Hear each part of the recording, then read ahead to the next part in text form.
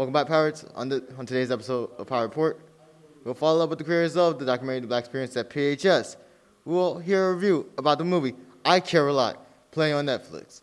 We'll learn about how you can support a local business and find some great artwork at the same time. We will listen to the team on The Ship, who will debate about the greatest running back of all time in the NFL, Ronald Payton. And finally, we will celebrate the music of Gloria Estefan. It's Friday, April 9th. I'm Michael Jarvis, and this is your Pirate Report. Cue that intro.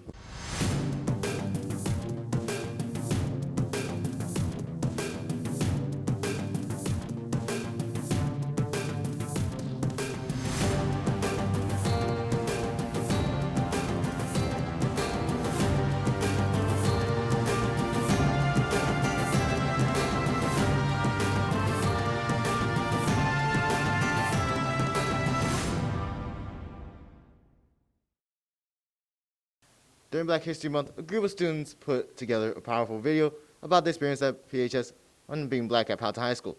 Let's check back and see how these things are going 1 month later on Pirate Report.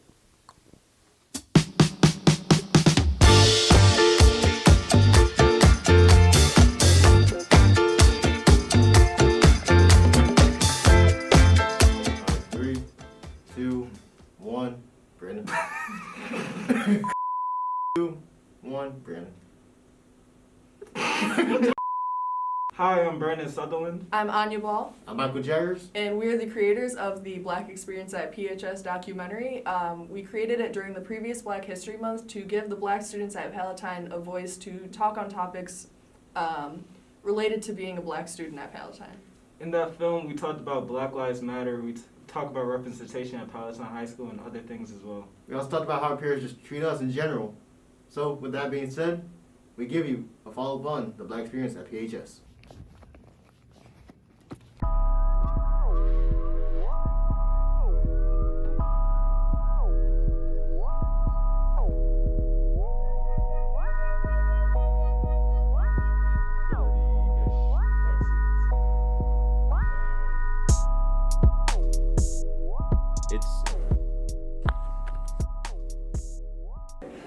After watching the documentary, a lot of people had a lot of conversations and questions, and the most important one is how to have a conversation with students. So if you feel uncomfortable by students speaking out on their experiences, it's important to have a conversation to start change. And when you have that conversation, you have to make sure to listen to both sides.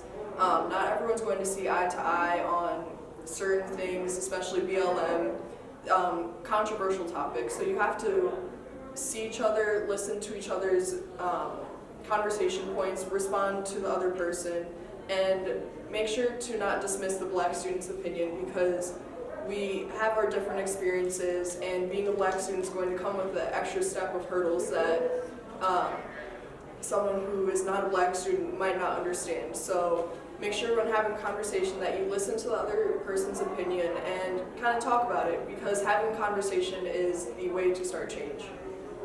Well, I guess you're wondering what you should do next. Well, simple. If you're black, join ABL. We talk about basically black culture, being black at Palatine, just some friendly life advice.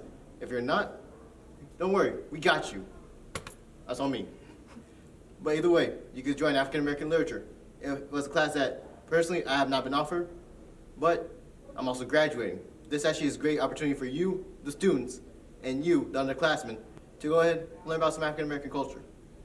And you also got other classes. For example, you could go ahead and talk to your history teacher, the African American history teacher, if that's a class. Hopefully it will be, but if not, that's on me again. Sorry. You can also go ahead and just talk to teachers, see what they think about certain things. And future-wise, personally, I know that we talk about diversity a lot. If you guys want to talk about having teachers go into more diverse areas, for example, see more Latino, Latinx teachers, or more teachers of color, I would say go ahead, talk to your teachers. Talk about what they did in order to get into the education. For all you know, it might interest you. Now, I'd like to say thank you. Just to recap, make sure you join some clubs like ABL, make sure you join some classes like African American Literature, and hopefully we can make this school more racially inclusive for all races so everyone feels included. keep getting involved. Let's keep having these conversations, and let's keep our work that we've started, keep on going for after we leave. Luckily, well, sadly, that we're all seniors and we're graduating, so we're not going to see the progress Palatine has made next year. But because of this video, I hope it really did make an impact. And if you haven't watched Black Experience at PHS, go watch it right now. Okay. 3, 2, 1. Go Pirates! I thought we were saying go. Okay, 3, 2, 1. Go Pirates! No. Go Pirates!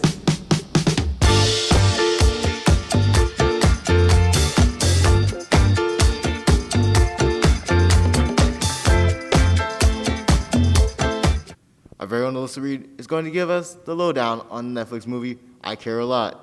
And this is something I care about. Let's go. This is Alyssa Reed reporting for PTV, and this is Reed's Reviews.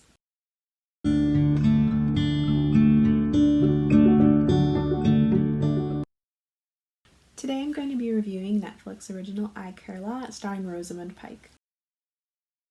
I Care a Lot follows the shady dealings of legal guardian Marla Grayson as she drains the savings of her elderly wards. That is, until she meets her unlikely match in the woman named Jennifer Peterson, and things start to go south. A pro for me was the amount of color that was present in this movie. A lot of what Marla wore was really bright, and I thought that it was such a stark contrast to the dark subject matter of the movie, and it was something that really grabbed my attention. It kept me engaged, and it was something I really enjoyed. Only con, surprisingly, for this movie was the ending. Of course, I won't spoil it.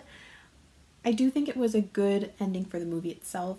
It just wasn't a good ending for me personally, but I think it was very bittersweet. So my overall rating for this movie would be a 4 out of 5 stars, simply because I just didn't quite enjoy the ending.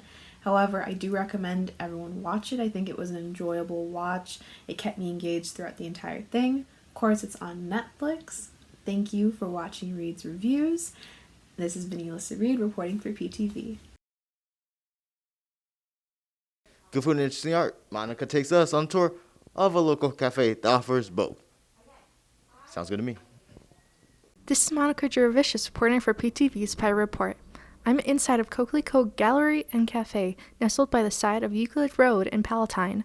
Translated to Poppy Flower in French, Coquelicot, a small local business established in 2018, brings communities together as they showcase independent artists, but also provide a variety of unique plates and sweet treats from their cafe.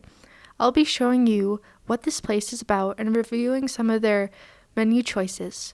First, I spoke with co-owner Nana Takahashi to get all of the delightful details.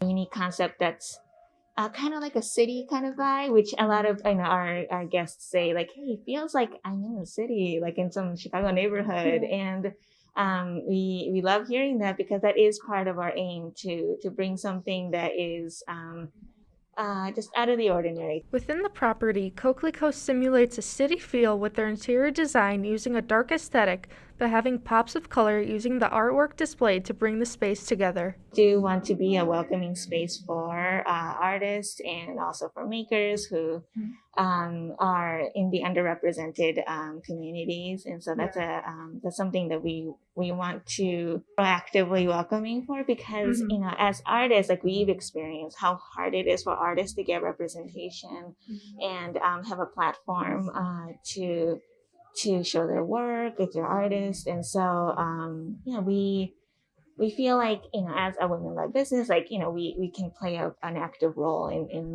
helping other small businesses. Nana Takahashi gives us the answer to how she finds her artists to showcase in Coquelicot. With a lot of artists online. Along with the boutique inside Coquelicot, you may find an online store on their website with the artists' work. If you'd like to come visit Coquelicot, business hours are Tuesdays through Saturdays from noon to 5 p.m. You can find more information on their website, coquelicotgallery.com. Next time, instead of heading to your local Starbucks or Dunkin' Donuts, support your locally owned businesses. In more ways than one can imagine, many help with the environment and those closest to you more than big establishments do. As well, you may find tasty and unique food and drinks you may not find anywhere else. This is Monica Jurevicius signing off for PTV's Pirate Report. The team on the ship gives us the response to who should wear the crown of the greatest running back of all time. Well, my personal opinion, it's whoever wins. Enjoy.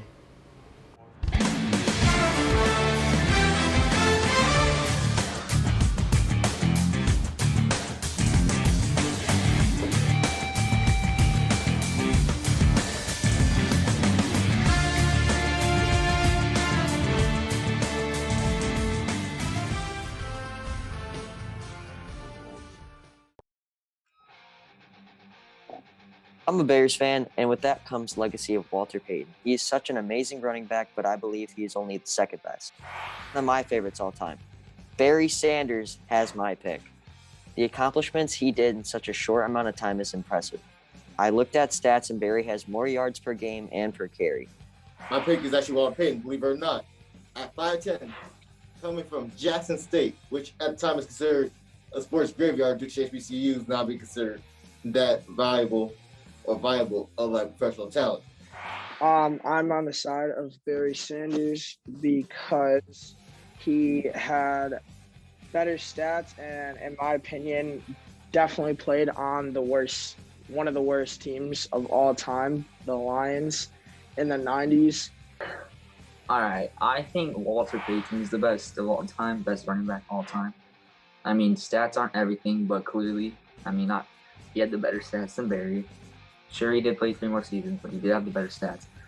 But he is, in my opinion, the most shifty running back and the most tough running back. He wasn't afraid to lower on his shoulder. Someone 2 times bigger than him. And, with that being said, he also did have the second most rushing yards ever. So I think he's the best running back to ever play the game. Walter Payton also has an award named after him. Like, the man was so good of a person on and off the field. He actually has an award named after him. What's everyone's opinion? Like, we go back and forth about this, or we can just leave it at facts and let everyone else decide. I understand that part, but just because they're a good person off the field doesn't make them the most skilled of all time. That's No, but why. He was. No, but here, When is Barry didn't do anything wrong. I It's know. just that Walter Payton was a better man off the field. That's Exactly. it. He wasn't know. a better man on the field. That's the thing. Barry No, Sanders yes, he was. is better Yes, he than was. Walter He had Payton. better I feel he was still a better man. He's better That's how- stats He because is he the played better 3 stat. more He seasons. is How many barely Super Bowls? No. He is Yeah, because barely 85 better Bears stats. carried him. He is Dude, no, This is coming from a I'm Bears just fan. saying- by the way. listen. Time out. I'm just Time saying, out, if he's time the out. best running back of all time, he could have carried them to the Super Bowl. Bro, time out. He played 3 more seasons and barely had more rushing yards with 200 plus carries. If you guys enjoyed this, we will definitely continue this just with more positions. I could also upload the full stream to a channel because I know you guys aren't seeing the entire thing, but I hope you guys enjoyed. And on to the next Pirate Report. We end our show today with a look at music legend Gloria Estefan. Take it away. Good afternoon. This is Maura McGarvey reporting to you for PTV. Today we are going to be talking about pop icon Gloria Estefan. She was born September 1st, 1957 in Havana, Cuba. She started her career in the Miami Latin Boys, which later was called Miami Sound Machine. However, she is most known for her solo career in the 80s and 90s. Some of her most famous songs are The Rhythm Is Gonna Get You, Coming Out of the Dark, and my personal favorite, Gloria. Combining modern pop music with Cuban music gave her an interesting sound. Thank you for joining me in learning about a musician of color that made significant contributions to the music industry at the time. Have a great day, and go Pirates. Come on, shake your body, baby, do that conga. No, you can't control yourself any longer. Come on, shake your body, baby, do that. Oh, that's all for this episode. Thank you again for watching. I'm Michael Jarrison. This has been your Pirate Report. Take care.